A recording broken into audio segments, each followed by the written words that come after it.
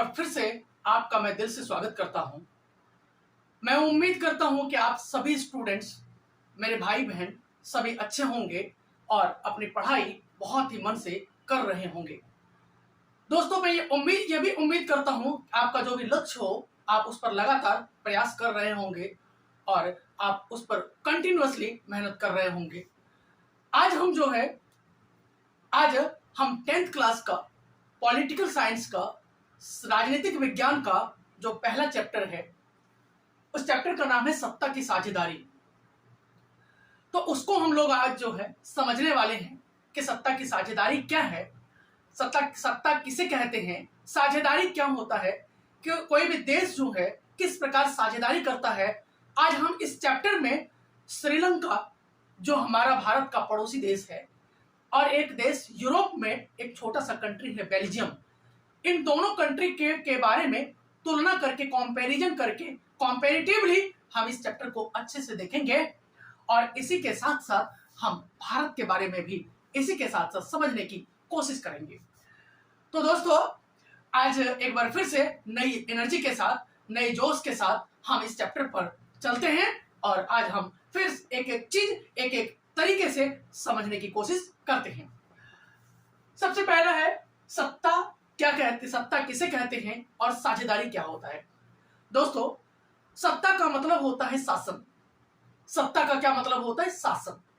अगर कोई भी देश की सरकार अगर चलाती है तो उस पार्टी की सत्ता होती है। जैसे भारत में भारतीय जनता पार्टी की सरकार है, इसका मतलब है भाजपा की सत्ता है, यानी भाजपा की सरकार है। तो यहाँ पे हम लोग और साझेदारी क्या होता है, पहले दो चार चीजें हम यहाँ समझ लेते हैं, फिर आगे चलेंगे। इस चैप्टर में दो चीजें और हैं, एक है बहुसंख्यकवाद और एक है अल्पसंख्यकवाद। बहुसंख्यकवाद क्या होता है? बहुसंख्यकवाद उसे कहते हैं, एक कॉन्सेप्ट है, बहुसंख्यकवाद उसे कहते हैं किसी देश में जिस जाति या किसी धर्म की संख्या अधिक हो, और किसी देश में जब किसी धर्म या जाति के लोगों की संख्या कम हो, उसे अल्पसंख्यकवाद। बहुसंख्यकवाद, जैसे भारत में अगर देखा जाए 6-7 धर्म के लोग रहते हैं, जैसे हिंदू धर्म, मुस्लिम धर्म, सिख धर्म, ईसाई, बौद्ध, जैन, पारसी, ये 7 रिलीजन के लोग भारत में रहते हैं। लेकिन सबसे अधिक संख्या किसकी है? हिंदुओं की, हिंदू लोगों की, हिंदू धर्म के लोगों की।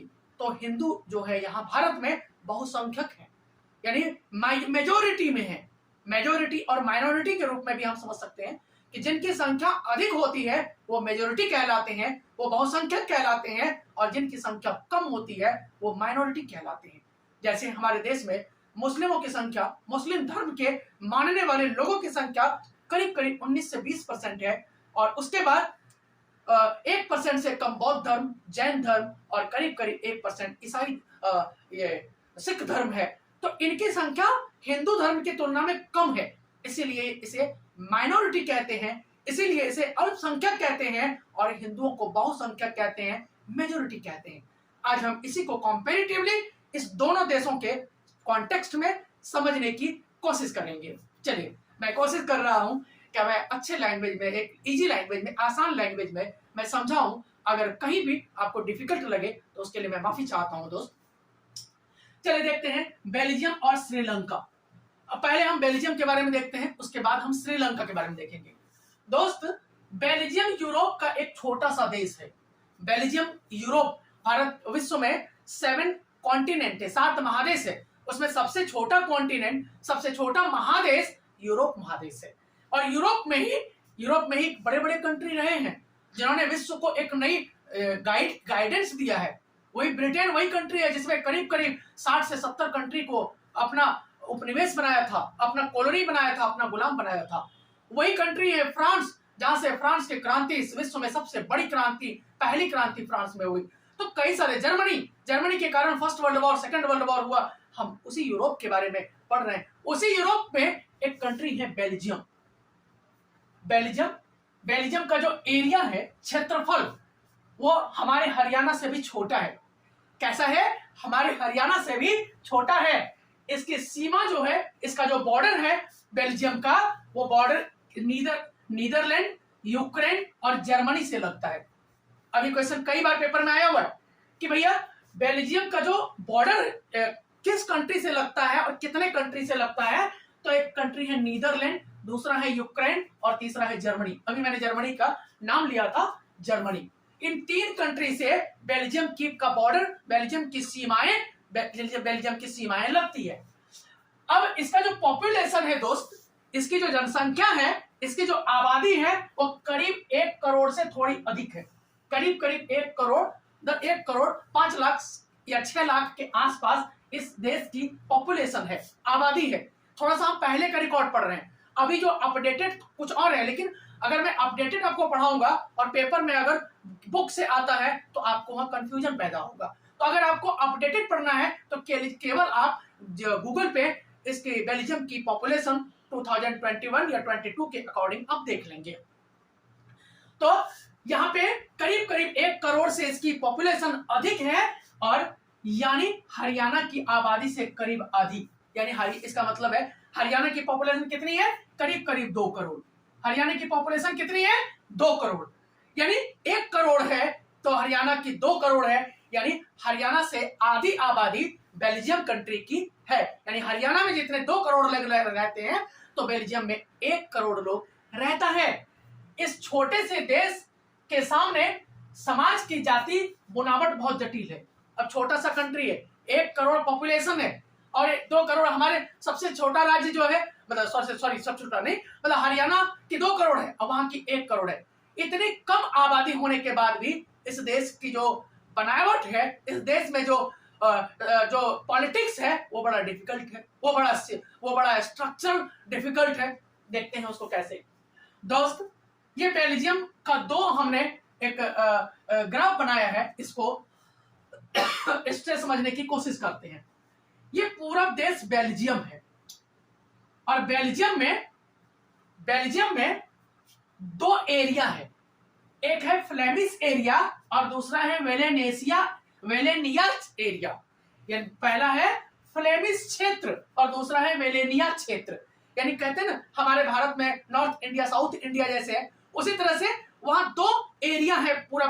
पूरा बेल्जियम को 2 एरिया में बांटा गया है, एक है फ्लेमिश इलाका, दूसरा है वेलेनिया का क्षेत्र। अब फ्लेमिश इलाका में 59% जो लोग रहते हैं वो डच भाषा बोलते हैं। कौन सी लैंग्वेज इस्तेमाल करते हैं, डच लैंग्वेज।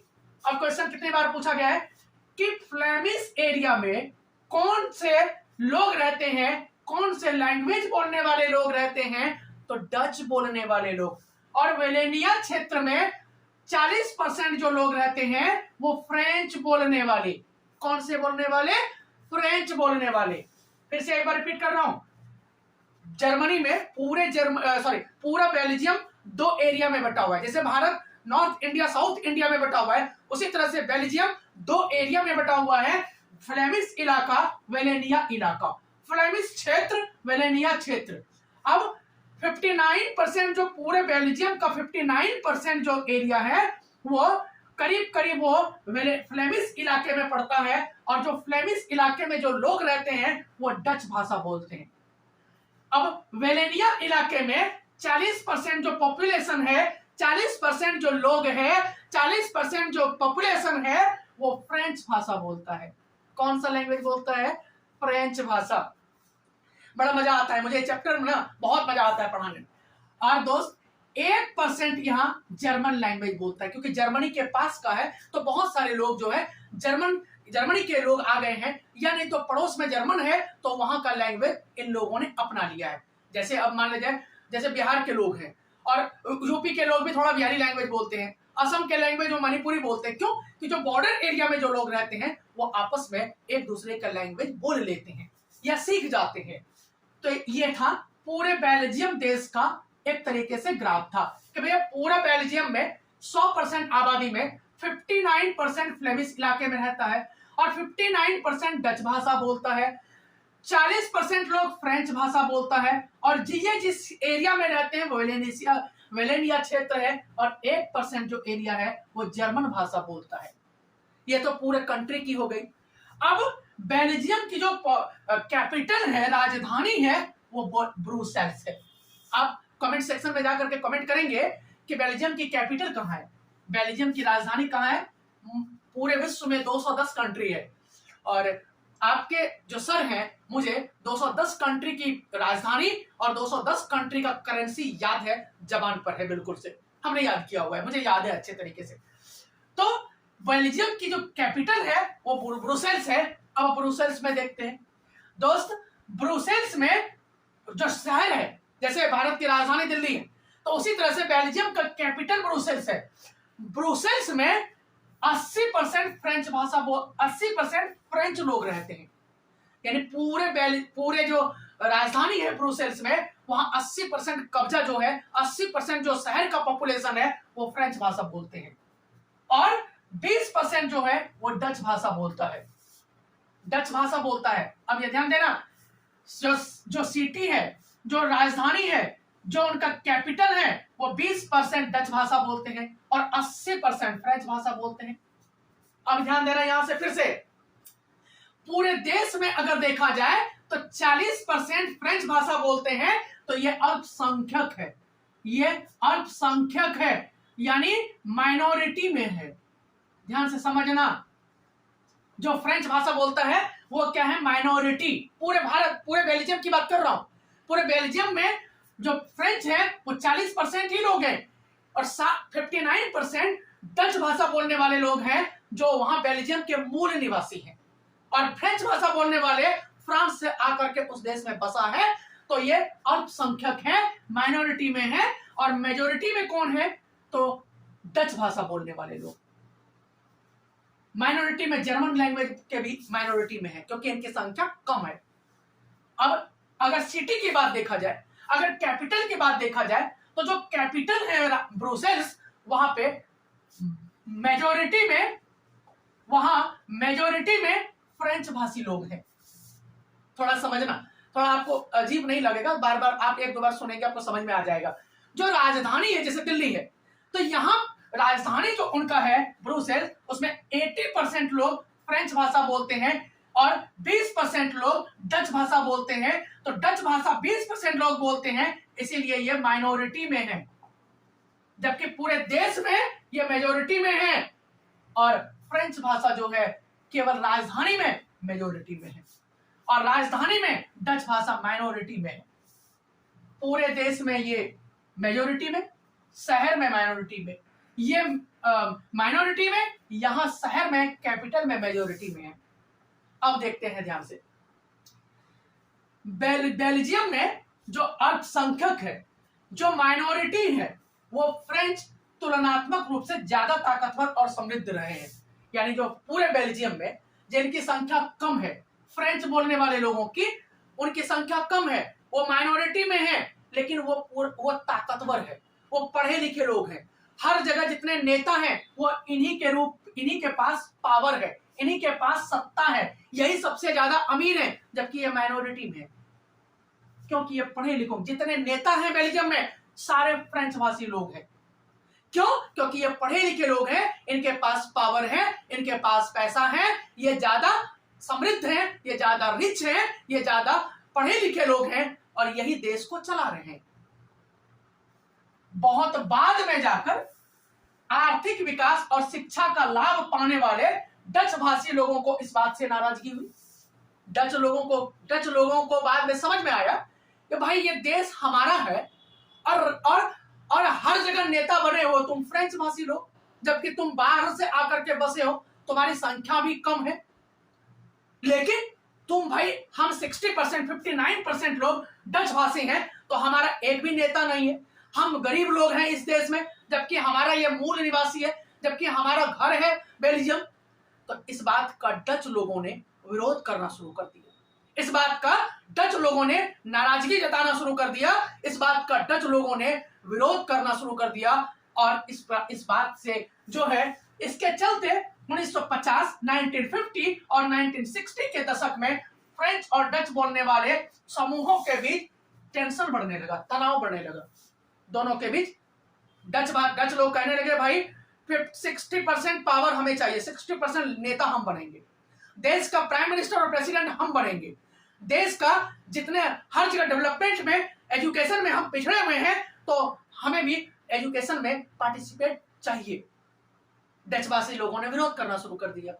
अब देखो बेल्जियम के लोग कितने समझदार हैं, इसीलिए हम कहते हैं यूरोप आगे है हमसे। क्यों? देखते हैं कैसे। इन दोनों समुदायों के बीच टेंशन जब बहुत रूप से बढ़ने लगा तो टेंशन सबसे ज्यादा ब्रुसेल्स में दिखा, क्योंकि ब्रुसेल्स में ये पूरे देश में तो फ्रेंच माइनॉरिटी में थे, लेकिन जो राजधानी था वो मेजोरिटी में थे, इनकी संख्या ज्यादा थी। क्या हुआ? ब्रुसेल्स में दिखा यह एक विशेष प्रकार की समस्या थी कि डच बोलने वाले लोग संख्या के हिसाब से अपेक्षाकृत ज्यादा थे, लेकिन धन और समृद्धि के मामले में कमजोर थे। जो डच भाषी थे, जो डच भाषी की संख्या तो अधिक थी, लेकिन पढ़े लिखे लोग थे ही नहीं, पैसा इनके पास था नहीं, पावर इनके पास था नहीं। इस बात का इन लोगों ने विरोध करना शुरू कर दिया। अब बेल्जियम के लोग कितने समझदार थे कि उन्होंने टेंशन को बढ़ने नहीं दिया, उन्होंने इसको संघर्ष नहीं बनाया, बेल्जियम को लड़ाई का अड्डा नहीं बनाया, लड़ाई का मैदान नहीं बनाया। उन लोगों ने, फ्रेंच और डच लोगों ने मिल बैठ करके पावर का डिस्ट्रीब्यूशन कर लिया, सत्ता का बंटवारा कर लिया कि भाई 60 नेता अगर बनेंगे तो 30 तुम्हारे 30 हमारे। अगर एजुकेशन में तुम पिछड़े हुए हो तो तुम्हें भी एजुकेशन में भाग लेने का अधिकार है, तुम भी पार्टिसिपेट कर सकते हो देश के डेवलपमेंट में। हर जगह जो है इन लोगों को पावर का जो बंटवारा कर दिया गया, हर जगह इनको पार्टिसिपेट किया जाने लगा, इनको एजुकेशन दिया जाने लगा। इनके क्षेत्र में जो डेवलपमेंट का कार्य नहीं हुआ था, बिजली नहीं पहुंची थी, सड़क नहीं, पक्की सड़कें नहीं बनाई गई थी, इनके क्षेत्र में स्कूल और कॉलेजेस नहीं बनवाए गए थे, फ्रेंच लोगों ने स्कूल और कॉलेज बनवाना शुरू कर दिए और इनका विकास करना शुरू कर दिया। दोस्त, जैसे ही आपका डेवलपमेंट होना शुरू हो जाएगा, जो लड़ाई थी उनको इन्होंने समाप्त कर दिया, और इस प्रकार से जो लड़ाई वो संघर्ष का अखाड़ा बनता, स्ट्रगल होता, खून बहता, इन लोगों ने उस दुश्मनी को इग्नोर करके, लड़ाई में ना बदल करके देश के विकास पर ध्यान दिया। हमारे देश में क्या होता है, दो जाति दो धर्म के बीच में अगर लड़ाई होती है तो वो बहुत लंबी लड़ाई चलने लग जाती है, लेकिन इन लोगों ने समझबूझ के साथ काम लिया, दिमाग से, माइंड के साथ काम लिया, और इन लोगों ने क्या कहा कि लड़ाई में जो हम धन बहाएंगे, लड़ाई में जो हम पानी की तरफ पैसे बहाएंगे, उससे ज्यादा बढ़िया है कि हम पावर का डिस्ट्रीब्यूशन कर दें, और भाई हमें भी पार्टिसिपेट आप भी बनो और हम भी नेता बनेंगे, आप भी नेता बनो, आप भी सरकारी नौकरी करो, आपके पास भी धन हो, और सब लोग साथ मिल करके रहेंगे, ताकि तभी हमारे बेल्जियम का विकास होगा। और इन लोगों ने जो स्ट्रगल था उसको कम कर दिया, उसको रोक दिया, और इस प्रकार बेल्जियम दिन दूनी रात चौगुनी तरक्की के रास्ते पर बढ़ने लग गए। आगे हम अपने पड़ोसी देश श्रीलंका के बारे में पढ़ेंगे कि श्रीलंका में क्या था, उसके बारे में अब हम लोग नेक्स्ट में देखते हैं। आपको वीडियो कैसी लगी, आपको समझ में आई या नहीं आई, एक बार आप जरूर कमेंट सेक्शन में जाकर के बताएंगे। क्या इससे अच्छे तरीके से आपके टीचर ने समझाया था, वो भी आप कमेंट सेक्शन में जरूर करेंगे। और बेल्जियम की पॉपुलेशन अभी कितना है, ये भी आप कमेंट सेक्शन में जाकर के जरूर कमेंट। नेक्स्ट क्वेश्चन पर चलते हैं और हम लोग देखते हैं कि पहले हमने बेल्जियम के बारे में देखा था, अब हम श्रीलंका में बहुसंख्यकवाद के बारे में देखेंगे। श्रीलंका में जो मेजोरिटी की संख्या थी, मेजोरिटेरिज्म जो चीजें था, उसको हम लोग समझने की कोशिश करते हैं। क्या हुआ दोस्त कि हमारे भारत, जब हमारा देश गुलाम था, तो उस टाइम पे हमारे बहुत सारे लोग, तमिलनाडु के जो लोग थे, वो तमिलनाडु के लोग जो है श्रीलंका के चाय बागानों में काम करने के लिए अंग्रेजों के द्वारा ले जाए गए। जब श्रीलंका गए तमिलनाडु के लोग काम करने के लिए, जो तमिलनाडु के लोग रहने वाले थे वो तमिल कहलाए। तमिलनाडु के जो लोग थे वो तमिल भाषा बोलते थे, इसीलिए वो लोग तमिल कहलाए। तो बहुत सारे लोग, चूंकि श्रीलंका पास में था और उसमें लोगों को काम धंधा नहीं मिलता था, तो बहुत सारे लोग जो है वो तमिलनाडु से कहाँ चले गए, श्रीलंका, और श्रीलंका में जाकर के चाय के बागान में काम करने लग गए। तो बहुत सारे लोग लंबे समय तक काम करने लगे, तो उनका परिवार भी श्रीलंका में बस गया। अब जब श्रीलंका में बस गया, तो जब श्रीलंका आजाद होने लग गया 1948 में, भारत 1947 में आजाद हुआ और श्रीलंका 1948 में आजाद हुआ, इंडिपेंडेंट हुआ। उसके बाद श्रीलंका में क्या हुआ कि कि 1948 में श्रीलंका जब स्वतंत्र राष्ट्र बना तो वहां के जो मूल निवासी थे, श्रीलंका के जो मूल निवासी थे, वो सिंगली कहलाते थे। क्या कहलाते थे? सिंगली। और तमिलनाडु के जो लोग श्रीलंका में जाकर बसे थे वो तमिल कहलाते थे। तो सिंगली समुदाय के लोगों ने अपनी बहुसंख्या के बल पर शासन पर प्रभुत्व जमाना चाहा। अब चूंकि तमिलनाडु के जो लोग श्रीलंका में रह रहे थे वो थोड़ी मोड़ी संख्या में नहीं थे, बहुत बड़ी संख्या में पहुंच गए थे। करीब करीब 40 से 50 लाख की संख्या में ये लोग थे। और किस जगह थे ये हम लोग अभी थोड़ी देर के बाद देखेंगे। तो क्या हुआ कि जब 1948 में आजाद हुआ तो वोट देने का अधिकार श्रीलंका के सिंघली लोगों को दिया गया। उसके बाद क्या क्या हुआ देखते हैं एक एक करके। 1956 ईस्वी में एक कानून बनाया गया जिसमें सिंघली समुदाय की सर्वोच्चता स्थापित कर दी गई। अब 1948 में देश आजाद हुआ श्रीलंका, और 1956 में क्या हो गया कि पूरे श्रीलंका में जहां जहां सिंघली समुदाय के लोग रहते थे वहां डेवलपमेंट हुआ, और जहां तमिल समुदाय के लोग रहते थे एक भी डेवलपमेंट का कार्य नहीं हुआ। डेवलपमेंट का कार्य का मतलब है जहां सिंघली समुदाय के लोग रहते थे वहां जो है स्कूल बनवाए गए, हॉस्पिटल बनवाए गए, कॉलेज बनवाए गए, सड़कें बनवाई गई, बिजली लाई गई, नहर बनवाया गया, हर तरह की सुविधाएं सिंघली समुदाय के लोगों को दिया गया। जबकि जो तमिल लोग जहां रहते थे वहां कोई भी डेवलपमेंट का कार्य नहीं किया गया। एक भी कॉलेज इनके क्षेत्र में नहीं, एक भी स्कूल इनके क्षेत्र में नहीं, स्कूल भी होता था तो बहुत दूर दूर होता था। इनको शासन में भाग लेने, सरकारी नौकरी करने का अधिकार नहीं, तमिल के लोगों को वोट देने का अधिकार नहीं। और एक और बड़ी बात जो श्रीलंका में किया कि बौद्ध धर्म को पूरे देश का धर्म घोषित कर दिया गया। तो इस प्रकार से जब इस तरह से इनको नीचा दिखाया जाने लगा श्रीलंका में तमिल लोगों को, तो भाई इन लोगों ने अपना अधिकार मांगना शुरू कर दिया। देखते हैं एक एक करके। 1956 में श्रीलंका में एक कानून बनाया गया जिसमें सिंघली समुदाय की सर्वोच्चता स्थापित की गई। यानी 1956 में जब श्रीलंका में एक कानून बनाया तो उसमें श्रीलंका में क्या हुआ कि सिंघली समुदाय की जो है वो सर्वोच्चता स्थापित कर दी गई कि भाई जो सिंघली है वो सुपीरियर है और जो तमिल के लोग हैं वो इंफीरियर है। इस तरह से अब क्या हुआ, सिंघली को एकमात्र राजभाषा घोषित कर दिया गया। जो श्रीलंका के मूल निवासी थे सिंघली, उनको एकमात्र भाषा घोषित कर दिया। जैसे भारत में अगर हिंदी को केवल भाषा घोषित किया जाए तो जो तमिल लोग हैं, जो अंग्रेजी बोलने वाले लोग हैं, जो मराठी लोग हैं, वो विरोध करेंगे कि नहीं करेंगे। यही हमारे भी देश में हुआ था कि जिस समय हमारा भारत आजाद हुआ तो हिंदी को राजभाषा घोषित किया जाने लगा, अंग्रेजी को राजभाषा घोषित किया जाने लगा, तो हिंदी भाषी लोगों ने विरोध करना शुरू कर दिया। उधर तमिल ने, उधर तेलुगु ने, उधर कन्नड़ ने। तो उस समय हमारे देश में भी बड़ी प्रॉब्लम हुई थी। ऐसे ही वहां हुआ कि श्रीलंका में सिंघली को राजभाषा घोषित कर दिया गया, एकमात्र राजभाषा। जबकि तमिल लोग चाहते थे कि भाई हमारे तमिल को भी एक राजभाषा घोषित किया जाए, कोई भी एग्जाम हो, कोई भी संसद में बहस हो तो सिंघली के साथ साथ तमिल में भी हो। लेकिन ऐसा नहीं हुआ और इस कारण से तमिलों की अवहेलना हुई, तमिलों को नीचा दिखाया गया और तमिलों की डिमांड पर कोई ध्यान नहीं दिया गया।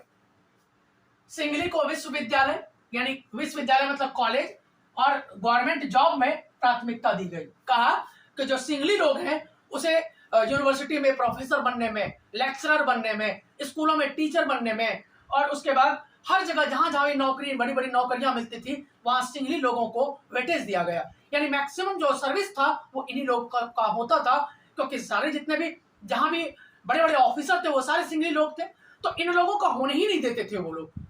इस प्रकार से तमिल लोगों को श्रीलंका में नीचा दिखाया गया। उसके बाद नए संविधान में यह प्रावधान किया गया कि सरकार बौद्ध मठ को संरक्षण और बढ़ावा देगी। चूंकि जो श्रीलंका में मैक्सिमम जो लोग हैं वो बौद्ध धर्म को मानते हैं, तो बौद्ध धर्म को बढ़ावा देना सरकार ने अपना प्राथमिकता मान लिया।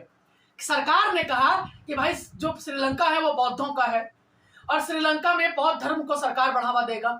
अगर काश ऐसा इंडिया में होने लग जाए तो किस प्रकार विरोध होगा, लेकिन इंडियन गवर्नमेंट कभी भी ऐसा नहीं करेगी।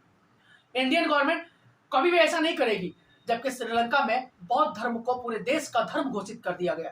तो तमिल लोगों ने कहा कि भाई हम लोग 200 सालों से आपके चाय बागानों में काम करा, हमने आपके देश के डेवलपमेंट में योगदान दिया, हमने आपके देश को आगे बढ़ाने में, तरक्की करने में योगदान दिया, लेकिन फिर भी हमें इस देश में हमारी भाषा को नीचा दिखाया जा रहा है, हमें हमारे क्षेत्र में डेवलपमेंट का कार्य नहीं किया जा रहा है। ऐसे नहीं चलेगा। और इन लोगों ने इस प्रकार से विरोध करने के लिए कई सारे ऑर्गेनाइजेशन बनाने लग गए, तमिलों ने संगठन बनाने लग गए। अब देखते हैं, एक एक करके आए इन सरकारी फैसलों ने श्रीलंकाई तमिलों की नाराजगी और शासन को लेकर बेगानापन बढ़ने लगा। इन लोगों, तमिल लोगों को लगने लगा कि भाई इस देश में जब तक विरोध नहीं करोगे, जब तक विरोध आंदोलन नहीं करोगे, तब तक जो श्रीलंका में सिंघली लोग हैं वो हमें अपना अधिकार नहीं देंगे।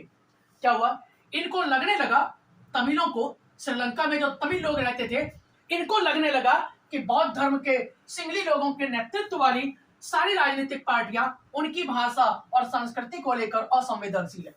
जितनी भी पार्टियां थी श्रीलंका में, सारे बौद्ध धर्म को मानने वाले थे। जितनी भी पार्टियां थी श्रीलंका में, सारे एक साथ मिल गई और तमिलों की बातों पर ध्यान ही नहीं दिया जा रहा था। कहीं भी इनके डेवलपमेंट पर कोई बात ही नहीं कर रहा था। हर जगह सिंघली लोगों को बढ़ावा दिया जा रहा था, हर जगह सिंघली लोगों को डेवलपमेंट किया जा रहा था, हर जगह सिंघली लोगों को बढ़ावा दिया जा रहा था। इन लोगों को लगा कि संविधान और सरकार की नीतियां उन्हें समान राजनीतिक अधिकारों से वंचित कर रही है। तमिल लोगों को लगा कि भाई हमें तो न नेता बनने का, हमें न वोट देने का अधिकार है, न इलेक्शन में खड़े होने का अधिकार है, हमें न चुनाव लड़ने का अधिकार है।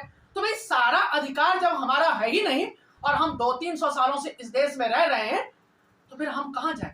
जबकि सिंघली लोग कहते थे कि भाई तुम्हारा देश भारत है, तुम भारत जाओ।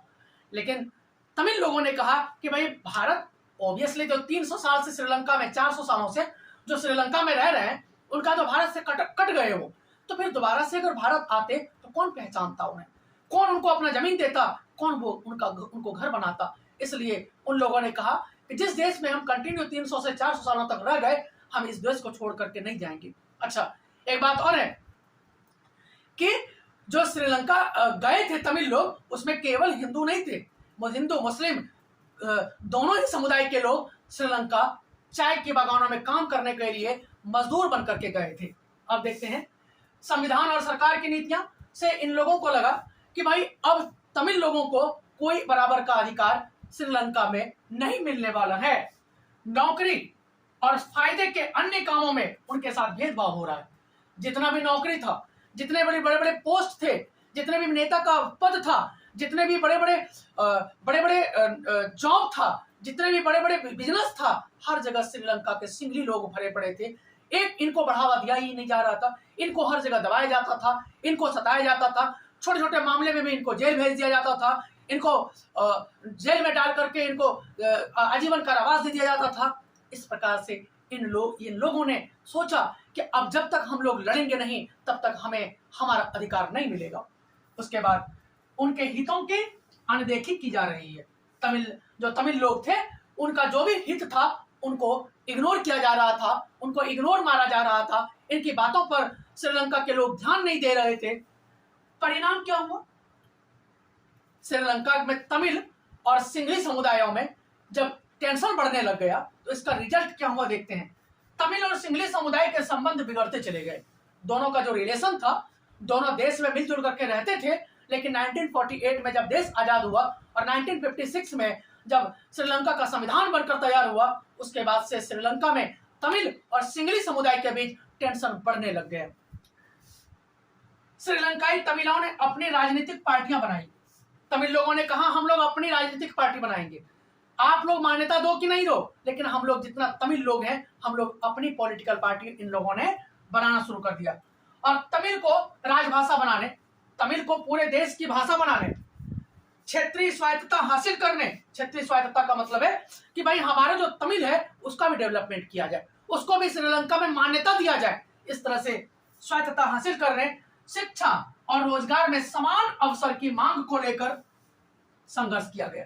यानी कहा गया शिक्षा में हमें भी बराबर का अधिकार चाहिए, शिक्षा में हमें भी बराबर का अधिकार चाहिए, रोजगार में हमें भी बराबर का अधिकार चाहिए। अब आप कहोगे सर रोजगार में क्या बराबर का अधिकार? कि भाई हम बिजनेस कर रहे हैं तो हम श्रीलंका के तमिलों से ज्यादा टैक्स लिया जाने लग गया, श्रीलंका के लोगों को एजुकेशन में बढ़ावा नहीं दिया जाने लगा। जहां पास करते थे, टॉप करने वाले कंडीशन होती तो उनको कम अंक दिया, मार्क्स दिया जाता था। इस प्रकार से इनको हर जगह नीचा दिखाया जाने लग गया और इस प्रकार दोनों में टेंशन धीरे धीरे बढ़ने लग गया और टेंशन बढ़ते बढ़ते इन लोगों ने बहुत बड़ा संगठन बना लिया, बहुत बड़ा। और उस संगठन बाद में श्रीलंका का बहुत बड़ा आतंकवादी संगठन हो गया और उस संगठन का नाम था लिट्टे। उस संगठन का नाम था LTTE। इसका फुल फॉर्म से इसमें पूछा है, लिट्टे क्या था? श्रीलंका में तमिलों के द्वारा बनाया गया एक संगठन, श्रीलंका में तमिलों के द्वारा बनाया गया एक ऑर्गेनाइजेशन। इसका नाम क्या था? LTTE, liberation tigers of Tamil Eelam.